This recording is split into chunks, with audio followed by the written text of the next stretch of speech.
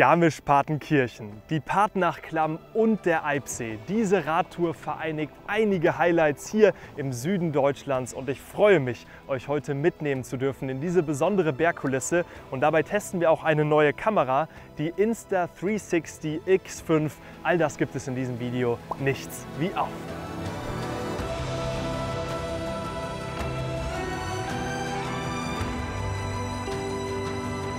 Steile Nummer.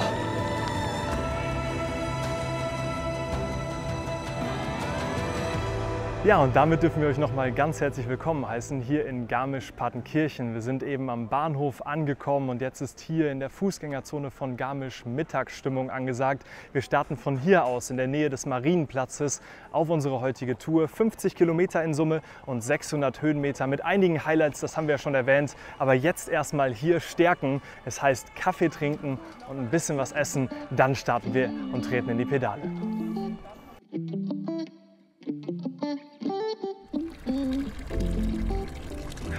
Und an dem heißen Tag Wasser auffüllen, bevor es losgeht. Schaut mal, hier mittendrin dieses Haus, der Garten, die Kirche, das ist schon idyllisch.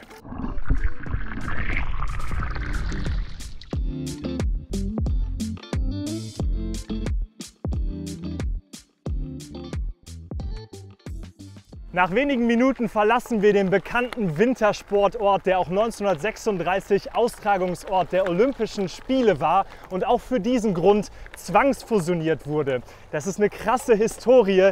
Garmisch und Partenkirchen haben daher bis heute einen Ortskern und eine eigene Fußgängerzone. Wir waren eben in Garmisch und werden später auch noch in Partenkirchen sein. Gerade fahren wir entlang der Loisach in Richtung Vachant und wir sind hier umgeben von verschiedenen Gebirgen, dem Wetterstein-, Ammer- und Estergebirge und haben auch den Blick auf die Zugspitze, den höchsten Berg Deutschlands, wo wir heute auch noch mal näher rankommen werden. Jetzt geht es aber erstmal entlang des Flusses über diese schöne Gravelstrecke hier.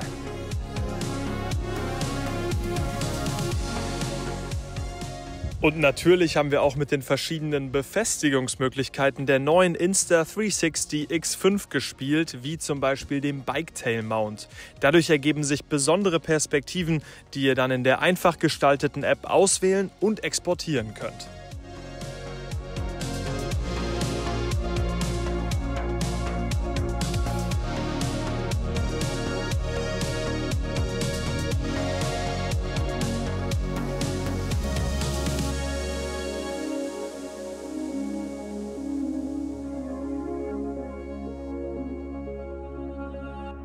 Angekommen im kleinen Luftkurort Vachant und schaut euch mal an, wie dieser Ort liegt, mit direktem Blick in Richtung Zugspitze und Alpspitz. Einfach idyllisch. Es bieten sich ein paar Möglichkeiten zur Einkehr und auch zur Rast, zum Beispiel hier auf dem Rathausplatz. Und wenn du etwas mehr Zeit mitbringst, dann könnte auch der Weg in Richtung Kuhflucht Wasserfälle interessant sein. Das schaffen wir heute nicht. Wir fahren jetzt auf in Richtung Partnachklamm. Auch das ist spektakulär und da gibt es einiges an Wasser. Nichts wie auf.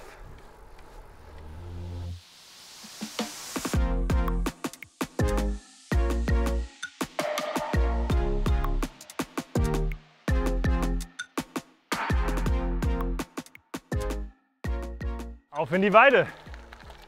Grüßt euch!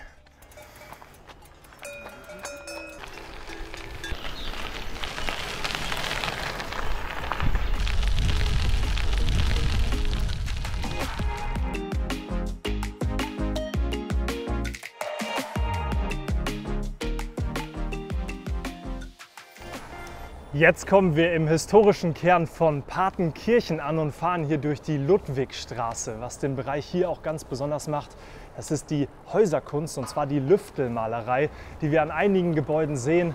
Hier heißt es also kurz Blick drauf werfen und dann weiter in Richtung Partnachklamm.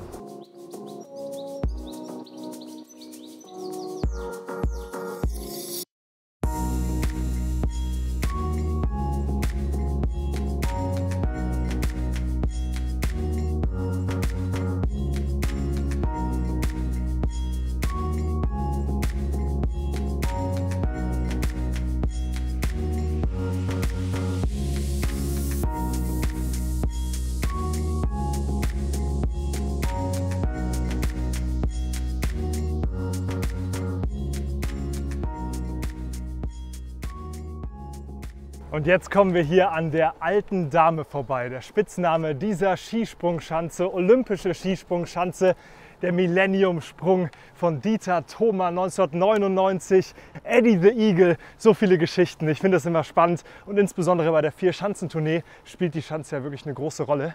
Und das schauen wir uns mal ganz kurz an beim Vorbeifahren. Es hat schon so eine Energie, Olympia-Energie.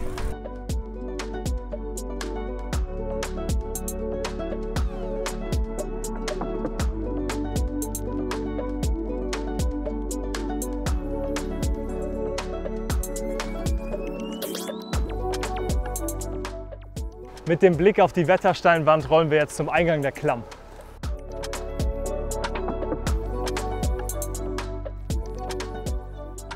Und jetzt heißt es für uns, Fahrräder abstellen und zu Fuß in die Klamm. Wer hier ist und eine kleine Challenge sucht, der kann sich das da anschauen, denn das ist definitiv ein Kandidat für die steilste Straße Deutschlands. Ich weiß noch, als ich mit Basti gemeinsam den Bodensee-Königseeweg, unsere Interpretation, gefahren bin, da sind wir auch auf solch einem Stück gelandet. Die Videos dazu verlinke ich euch nochmal hier oben. Sehr sehenswert in meinen Augen. Jetzt aber erstmal abstellen und wir schauen uns mal die Schlucht von innen an. 10 €, hier nehmen sie von den Lebendigen. Aber komm, bringt nichts. Zweimal das goldene Ticket.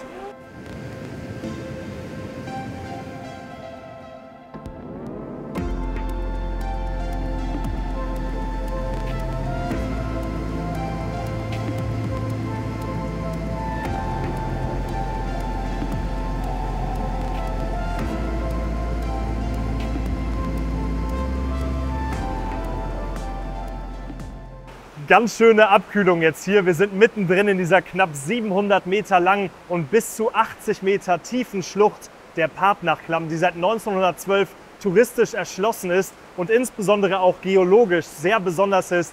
Mit seinen Felsen, mit dem Wasser, was im Sommer smaragdgrün ist und im Winter ist das Ganze hier eine richtige Eiskulisse. Was auch besonders ist, das seht ihr oben, die moosbedeckten Felsen und einfach der Blick nach oben, wo auch einzelne Bäume stehen oder auch runterfallen. Und wir testen hier in den eher schwierigen Lichtverhältnissen mal das neue Modell, die Insta360 X5, gegen das ältere, die X4. Das siehst du jetzt gerade. Die neue Kamera bietet mit Pure Video eine KI-unterstützte Rauschunterdrückung und soll insbesondere bei wenig Licht, also Lowlight-Situationen, besser sein. Ihr seht jetzt beim weiteren Gang durch die Schlucht ein paar Vergleichsaufnahmen.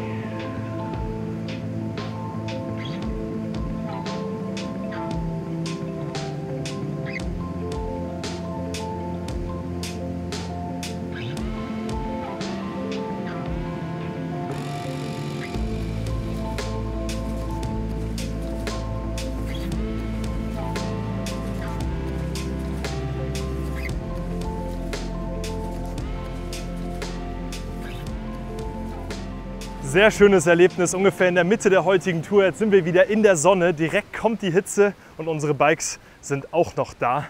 Glück gehabt. Glück gehabt.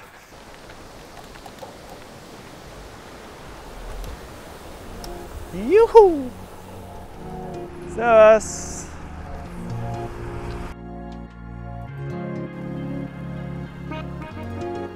Auf geht's zum Eibsee.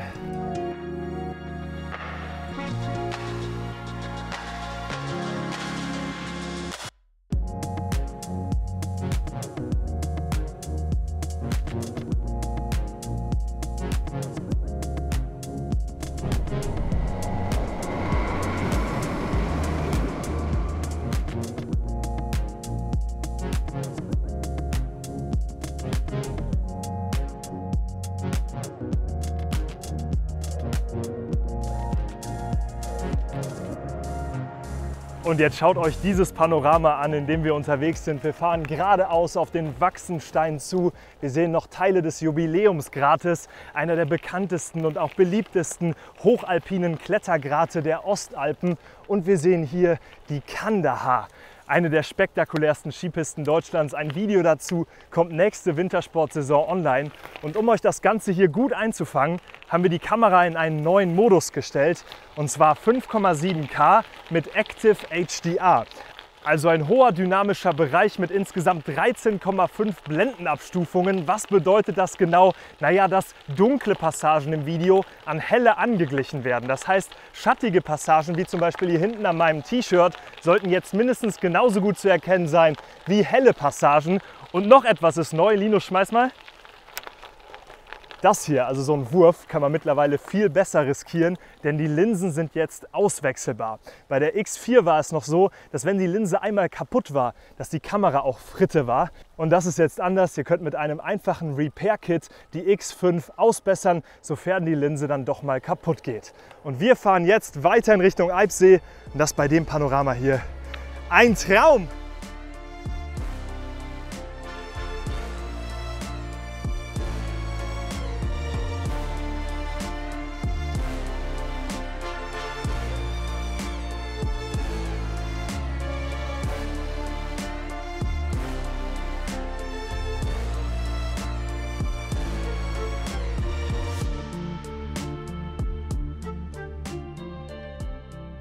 Keine Gnade für die Wade. Zitat Linus, jetzt kommt noch mal eine steile Rampe. Zitat Ende. Also jetzt geht es noch mal richtig hoch in Richtung Eibsee.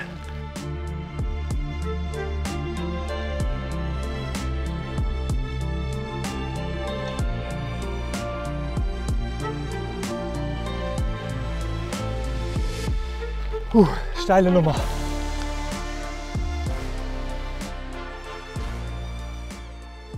Und dann haben wir es gepackt. Links seht ihr jetzt die Zugspitze. Da oben ist ja der höchste Punkt Deutschlands und die besondere Seilbahn, die wir auch schon im Winter gefahren sind.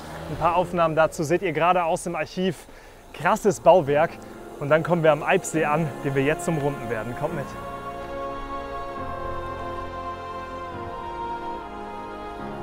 Wow. Das hat ein bisschen was von Kanada, aber auch ein bisschen was von Krombacher-Werbung. In jedem Fall ist es wahnsinnig schön.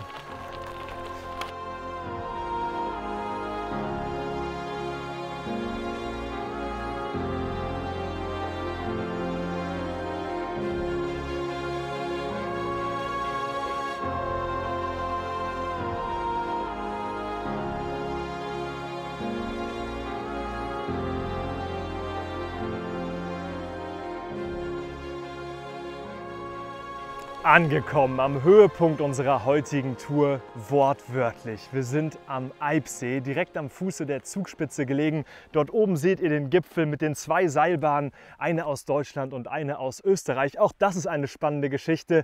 Dieser Bergsee hier bietet kristallklares Wasser mit seinen 8 Inseln.